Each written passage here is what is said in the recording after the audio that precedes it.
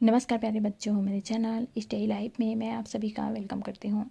आज हम पढ़ने वाले हैं नई शिक्षा नीति 2020। तो आइए जानते हैं क्या है नई शिक्षा नीति 2020। यह जो टॉपिक है इससे प्रश्न जो है वो अवश्य ही पूछा जाएगा। तो आइए जानते हैं। भारत में 34 साल बाद नई शिक्षा नीति आई है। 34 साल के बाद जो है वो नई शिक्षा नीति आई है। इससे पहले 1986 में राष्ट्रीय शिक्षा नीति आई थी। आपको याद रखना है कि नई शिक्षा नीति जो है वो 2020 में आई, लेकिन उससे पहले कब आई थी? तो नई शिक्षा नीति उससे पहले आई थी 1986 में।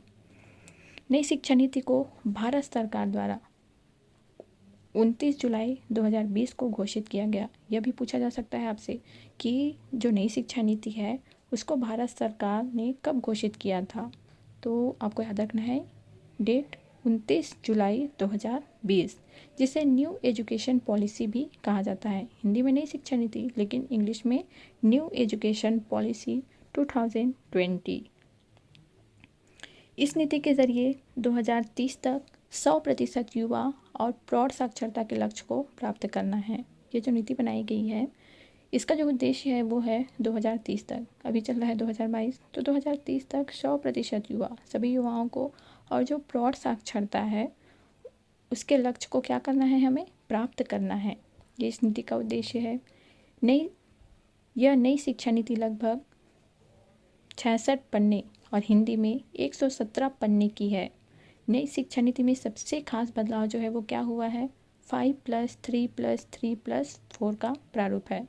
तो आइए जानते हैं क्या है यह प्रारूप। तो 5+3+3+4 के प्रारूप में पहला जो 5 साल का बच्चा है वो प्री स्कूल और कक्षा 1 और 2 में पढ़ेगा। सबसे पहले 5 है, तो 5 में 5 साल का बच्चा जो है वो पहले प्री स्कूल जाएगा, उसके बाद कक्षा 1 और 2 में पढ़ेगा। उन्हें मिलाकर 5 साल पूरे हो जाएंगे।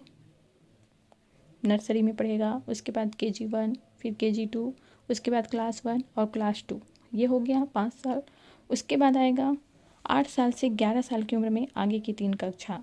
8 साल में वो पढ़ेगा तीसरी, उसके बाद 9 साल में चौथी, और 10 या 11 साल इसमें तो पढ़ेगा 5वीं की पढ़ाई।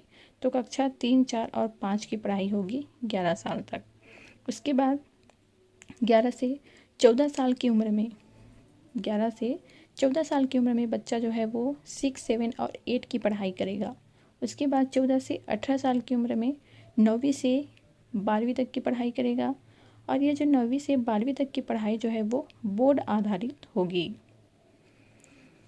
तो चलिए आज की क्लास यहीं समाप्त करते हैं। धन्यवाद।